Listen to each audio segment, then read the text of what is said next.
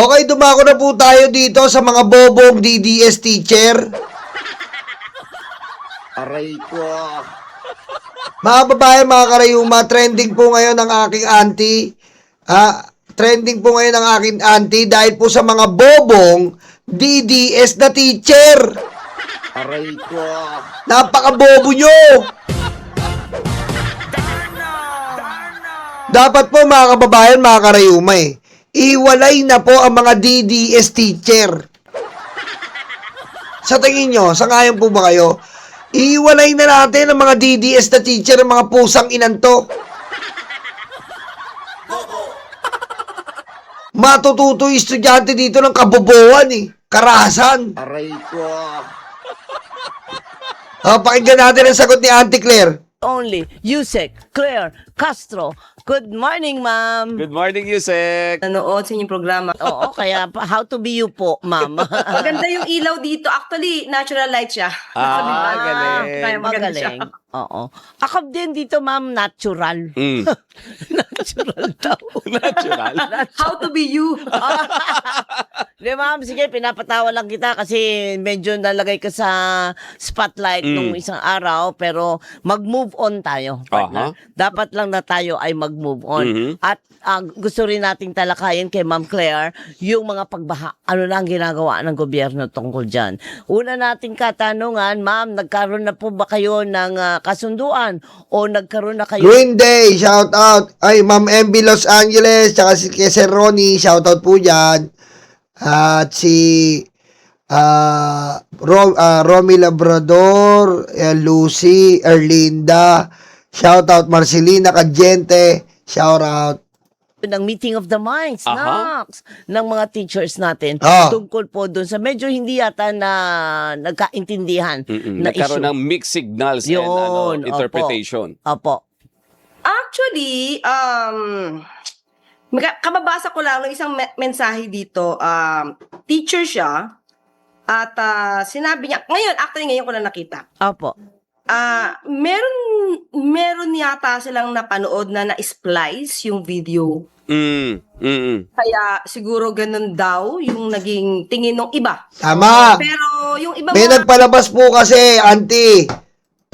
Yusek, may nagpalabas na AI yung video mo, kaya ka pinagkaguluhan ng mga pusang inang mga DDS na bobo at mga DDS na teacher na tarantanga. Diba? Kaya kaya kasi ganyan na lang po mga kababayan, mga karayuma Ganyan na lang po ang trabaho nila. Fake news sila, mag-AI sila dyan, magagaling ang pusang inang mga DDS na tarantanga. Diyan na lang sila magagaling In-splice yung video ng auntie ko. Mga tanga.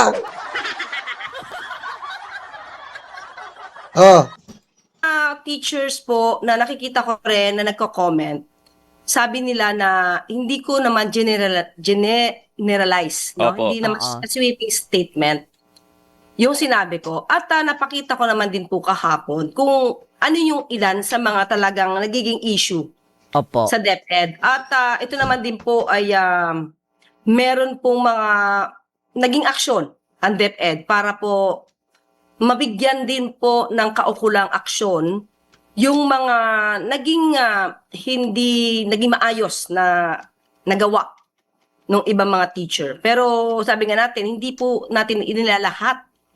Pero yung mensahe po natin ay tinanong po kasi tayo kung ano pa yung gagawin para doon sa nangyayaring mga ganitong klaseng insidente.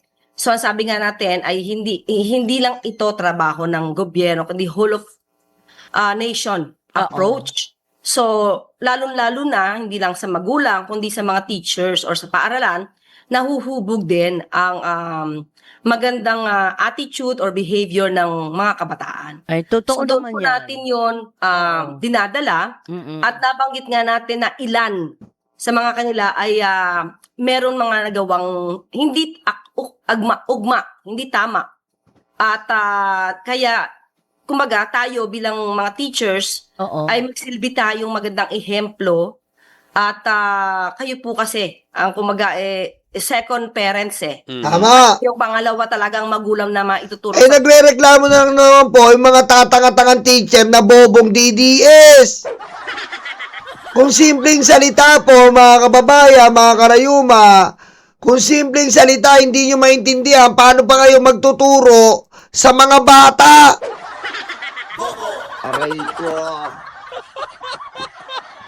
Ang linaw ng sabi, may ibang mga guro. O, ba't ka umaray? Kasi bobo ang DDS teacher ka. Aray ko.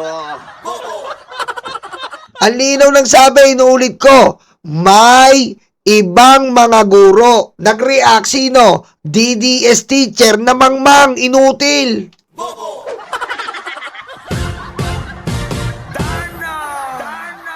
Diba? Pangulong Bongbong Marcos, lahat ng mga DDS teacher, ilagay mo sa space rocket. Diba? Yan ang ipalaman mo, itapon mo sa space. Yan ang ikarga mo, yung mga DDS teacher na nabobo. Ilagay mo sa space rocket, Paulo. Haba ng oras na iginugugol ng ating mga kabataan. Tama, Sa tama.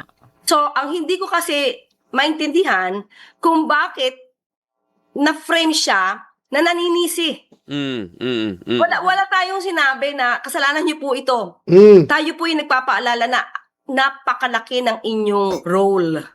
At kumbaga, kayo yung isa sa mga tinitingala para Correct. magdabay sa ating mga kabataan. So, kung paano to na-frame, kung paano to na-twist or na-spin, hindi ko masasabing kasalanan ko kasi maliwanag po yung aking pagkakasabi patungkol po sa ating mga guro. Tama. Pero kailangan po din, ma'am, na mabilis, alerto kayo sa tawag to, yung Correct, yung mga splice video na yan. pagsasalag na yan. Kasi kagaya nga, sabi nyo, meron mga nagsasabi na meron nag-splice, merong nag-ganito, merong nag-AI na hindi natin mapigilan. Napakabilis po. At ating mga kabataan naman ngayon, ang bilis din pumikap. Di ba? Sila lang yung, gets, gumaganyan. Oo, di ba? Attorney Claire. Attorney pa rin ang Kaya nga tawag po, ko. mas lalo natin sanang paigtingin, no?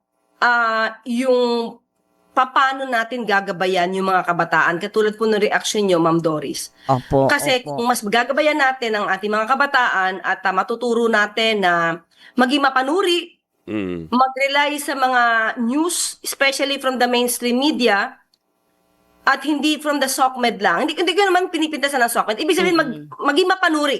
Di Sa ba? lahat. Maging, yung critical thinking nila is Oo. maliman. Siguro hindi rin magiging ganito ang ibang mga kabataan natin na mabilis na mag-react nang hindi masyado nababalanse yung reality saka yung mga nagawa or made up stories lang. Napakabobo kasi itong mga teacher na to eh. Nuknukan eh. Ito po mga babayan, oh. Ito, umpisahan natin to. Ito pa, bobong congressman. Ito, bobong congressman to, mga kababayan eh. Ito, pakinggan nyo itong bobong congressman na to, ah. Ang intro-intro, napakatanga mo, Yusek Claire Castro. Sino ba tanga? Ikaw ang tanga. Ang bobo na itong congressman Eli na to eh. Alam nyo, ang congressman, hindi puro daldal. Puro ka daldal. Nakakarindi ka. Galawan mo yung sa manggagawa. Yun ang galawan mo, tatanga-tanga ka. Aray ko. Diba? Anak ng weting eh, puro ka vlog, pisting yawa ka. Ito puro vlog lang to eh. Magpasa ka ng batas. Hindi na ako kuha sa pagbablog, makinig ka. Oy, Eling tanga. Makinig ka, Eling tanga. Hindi na ako kuha sa pagbablog. Yung gusto mo para sa manggagawa, ipinapail yan, tanga. Aray ko. Puro ka daldal. Isa ka rin sa walang pangunawa. Ang linaw-linaw lang sinabi. Mga boss, wala nang intro-intro. Napakatanga mo, Yusek Claire Castro. Kalahin nyo mga boss, kasalanan daw ng mga teacher kung bakit dumadami yung karahasan sa mga school. Oh, kita mo? Tatanga-tanga, oh. Tanga! Kasi na po natin nakita mismo ang ibang mga guro ay lumalabag sa ganitong klase ng moralidad. Sila minsan ay nagtuturo sa kanilang mga estudyante kung papaano maging walang modo, lalong-lalo na sa mga nakakatanda or sa mga ibang tao. Alam mo, Claire Castro, Oh, kita mo? Tanga ka eh. Sa ibang mga guro, bobo! Nabobo tong congressman na to, ba't nanalo to eh? Puro vlog! Puro vlog! Puro vlog! Pusang ina, magpasa ka ng batas mo! Aray ko. Bobo ka! Castro, madali lang sabihin ng isang taong bobo sa realidad yung mga pinagsasabi mo. Alam mo ba kung gaano kabigat ang trabaho ng isang teacher? Alam namin kung gaano kabigat kahit hindi ka pa congressman, tanga! Aray ko. Di ba? Kaso kung bobo ka umintindi katulad mo, isa kang congressman na vlog ng vlog, sisi sa gobyerno, vlog, hindi ka naman gumagawa ng pusang inang ipapasa mo ng batas para sa kamanggagawa mo. Oh, sisisihin mo yung ganito, sisisihin mo yung gobyerno. Ganyan ka lang magaling eh. Pasikat lang ba? Sisi sa gobyerno, sisi nandito, siya magaling. Eh ano bang ginawa mo? Ha? Ano bang ginawa mo? Para sa pagiging party list mo? Aray ko. Hindi lang naman nagtuturo ang mga teacher. Gagawa yan ng lesson plan. Magpe-prepare yan ng mga teaching materials. Ilan bang section ang hawak ng isang guro? Ilang bata yung aalagaan, tuturuan at pagpupukusan yan? Bobo rin pala to eh. Pinalalim pa. Pusang inan yan. Pinalalim pa mga kababayan. Sinabi pa baka pati yung love story ng teacher tsaka ng principal ikwento mo. Aray ko. Ha? Pinalalim pa. Para pahabain yung vlog niya. Baka pati yung love story. Dapat ikwento mo na rin yung teacher na nagtitinda ng sesto.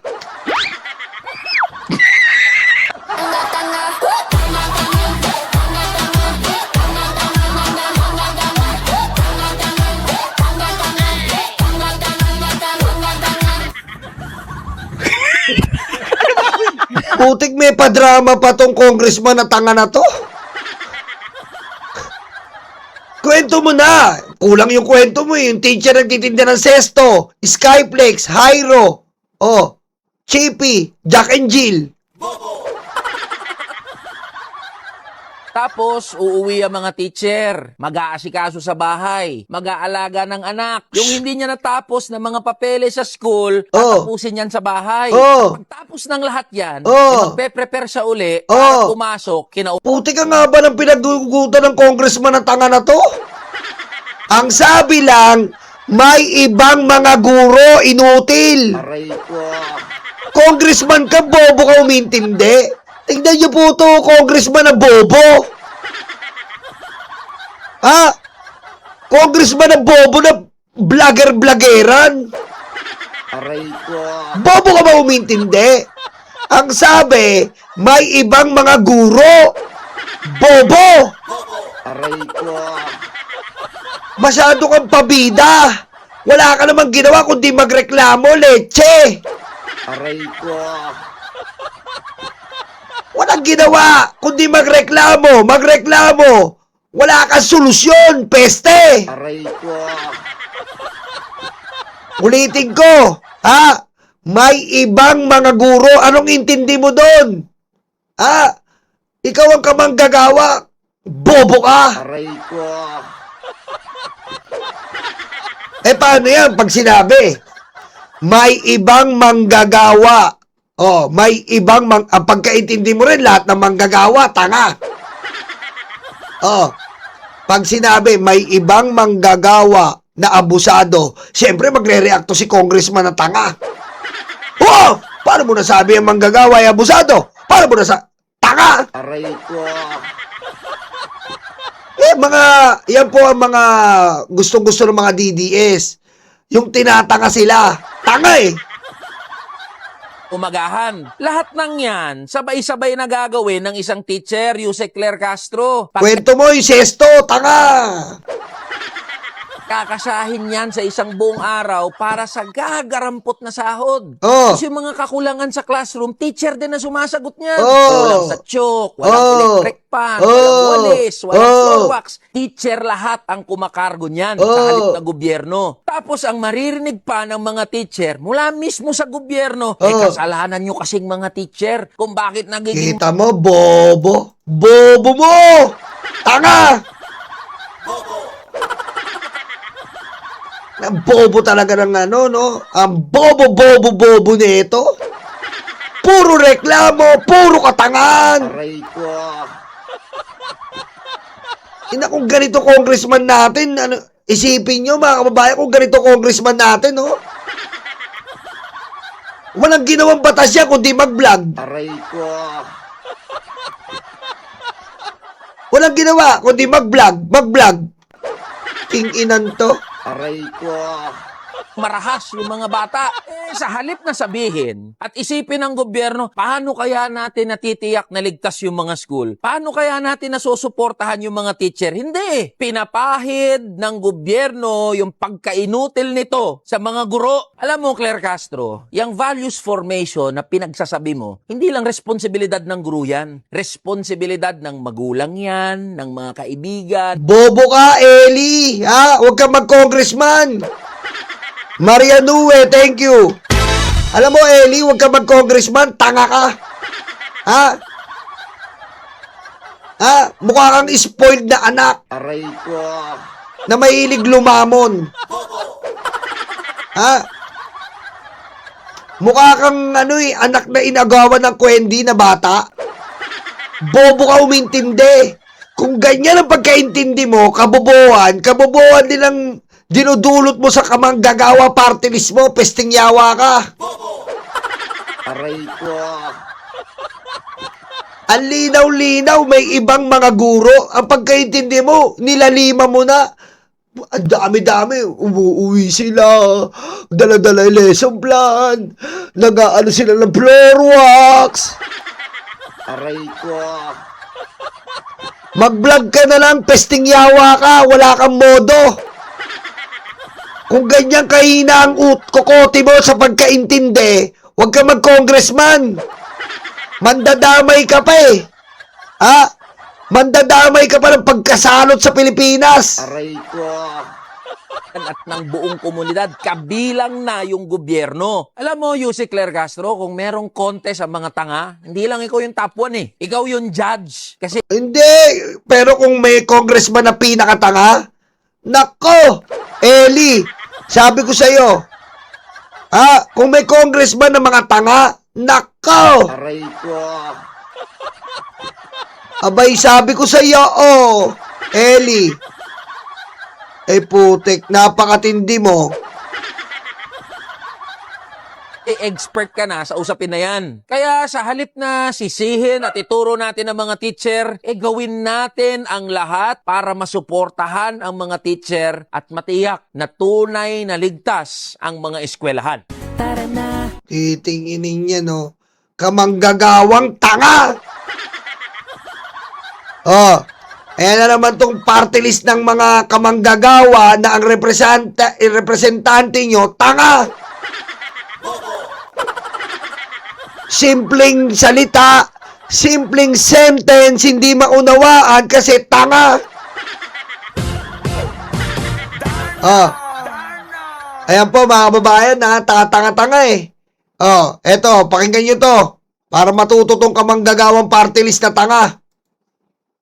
Papaliwanag dito at meron akong nakita na dumaan sa aking newsfeed dito sa Facebook. Ito ay post din ni Ira Halani or Ira Jalani para sa ikatatahimik ng lahat at tumigil na sa paniniwala sa mga fake news. Ang sabi niya dito, siya yung teacher na unang target ni Nael at ang tanging target niya lang. Tapos sabi niya dito, bakit? Dahil binubuli at pinapahiya niya si Nael Halani sa harap ng class niya. Ginawang katatawanan ang bata na may autism. Si Nael ay isang mabait na bata pero nasira ang mental health dahil sa teacher na ito. Ikaw bakla ka. Dapat ikaw ang tumutulong sa mga estudyante mo, hindi ikaw ang nagbibigay ng depresyon sa kanila. Kita mo? Ayan yung sinasabi ni Yusik Claire na may ibang mga guro eling tanga.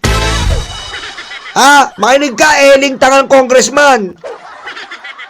Bago mo sabihin tanga-tanga si Yusik Claire, ayusin mo muna yung sobrang kabobohan mo. Aray ko. Patayin mo si BBM. No joke.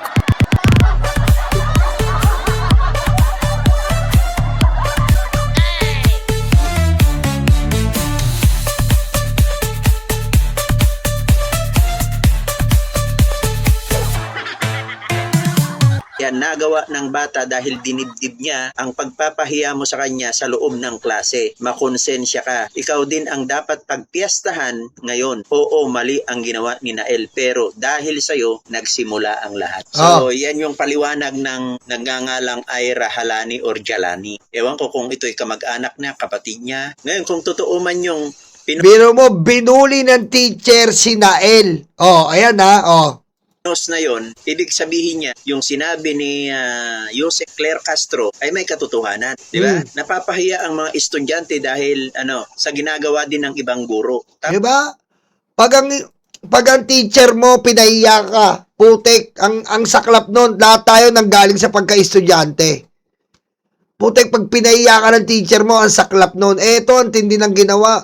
Yung mga bata pa naman ngayon, kailangan mo na matinding adjustment. Di ba, mga kababayan? Kasi katulad po natin, ang lawak po ng pagtitimpi ng ating batang 80s, 90s. Alam nyo yan, mga kababayan. Tayo po, ang lawak ng pagtitimpi. Ang lawak po ng ating pasensya. Di ba?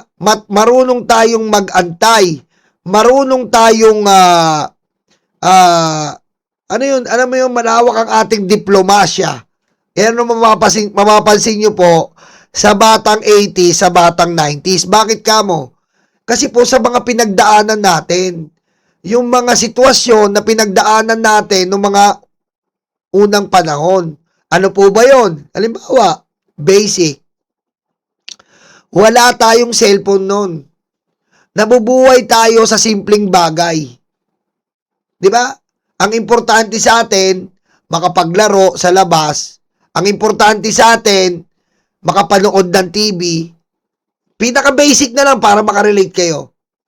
Halimbawa, manonood ka ng Voltes 5. Manonood ka ng Eugene. Manonood ka ng Marimar. Manonood ka ng teleserye. Marunong tayong mag-antay. Kahit 1 linggo pa natin aabangan yan, aabangan natin. Halimbawa, linggo o Voltes 5 na, pupunta ka na, aabangan mo na yon. Ngayon, hindi po. Lahat ng bagay ngayon, madalian. Lahat ng bagay ngayon, nasa technology. Pag pupunta ka ng school, may papahanap si teacher, pupunta mo pa yung library para mag-research ka. Di ba? Ganun tayo, masyado tayong resourceful na mga 80s, 90s. Yung mga bata ngayon, iba na po. Yung self-pity nila babasagin.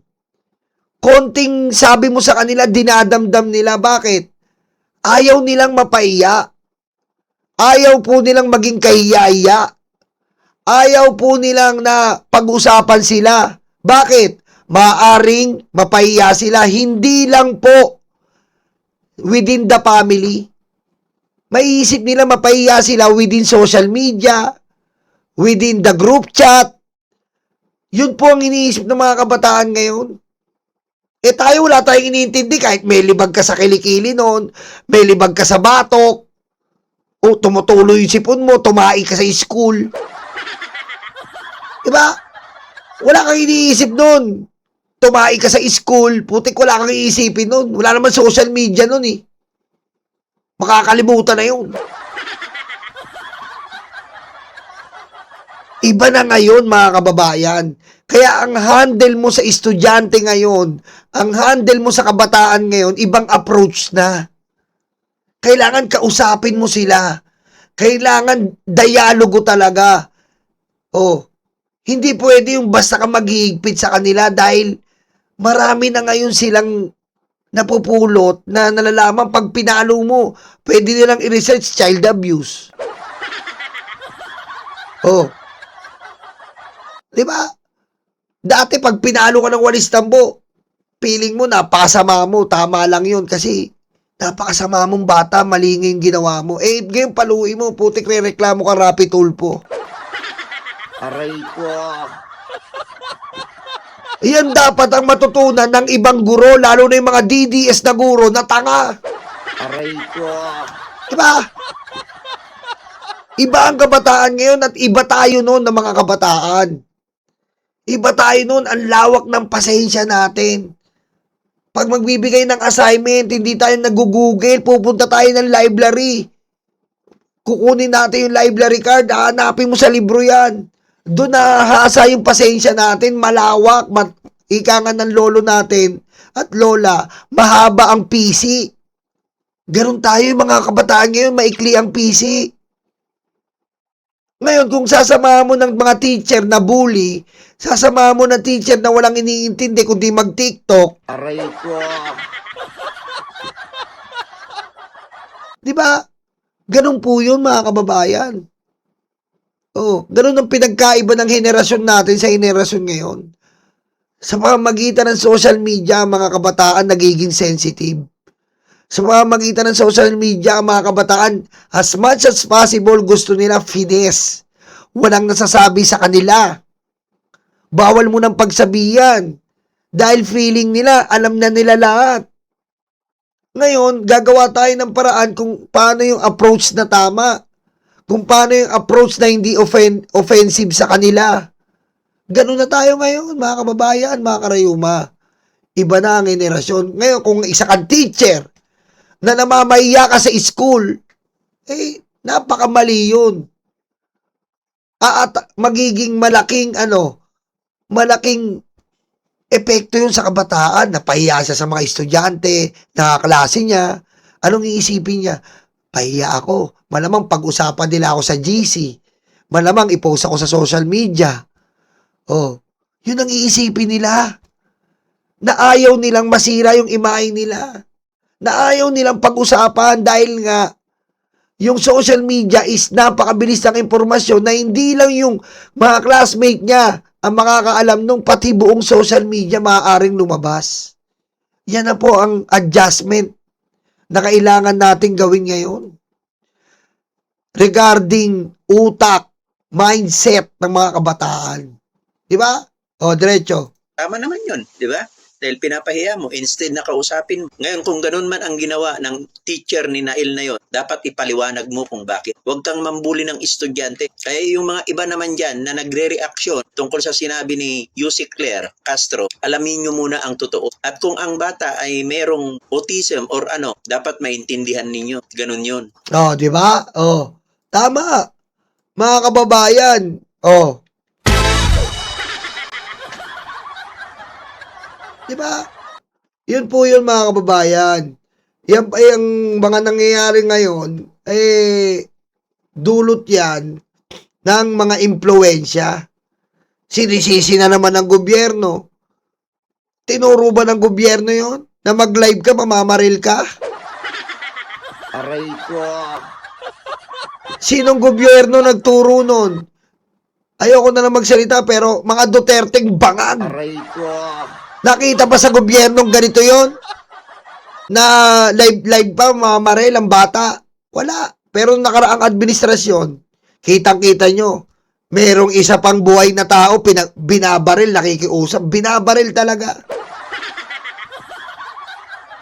Oh. Diba? Bobo lang talaga ang umatake kay Yusek Claire. Sasabihin na naman ni Christian Isguera, o kita mo, pinagtatanggol mo. Bobo ka kasi, Christian Isguera, pusang ina mo.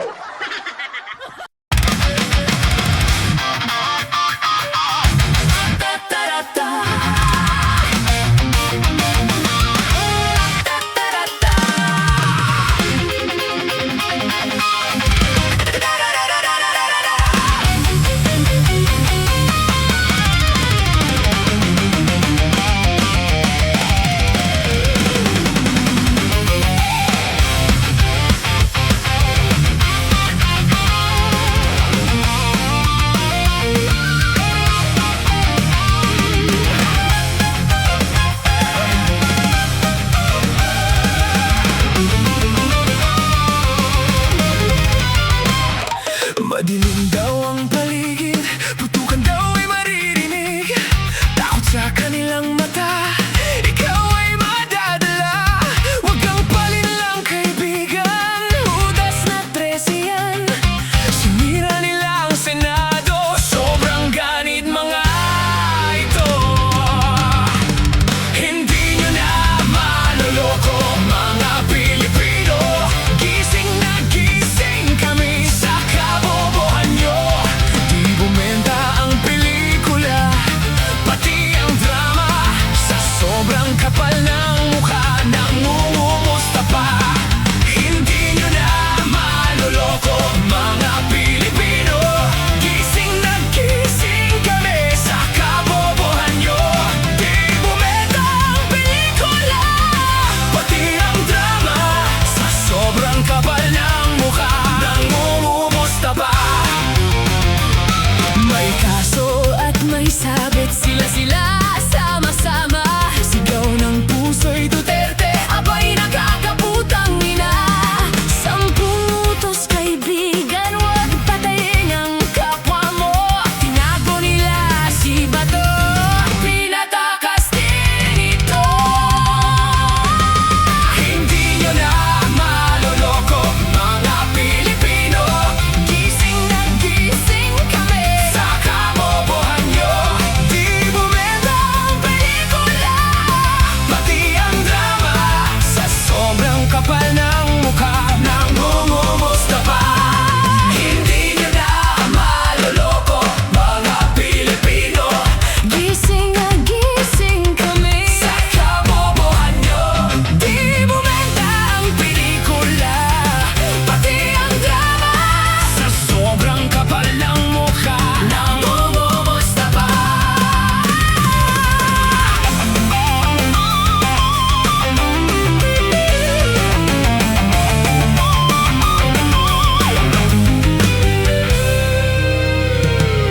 Madudumi ang taktika para lang kay Sara. Taong bayan hindi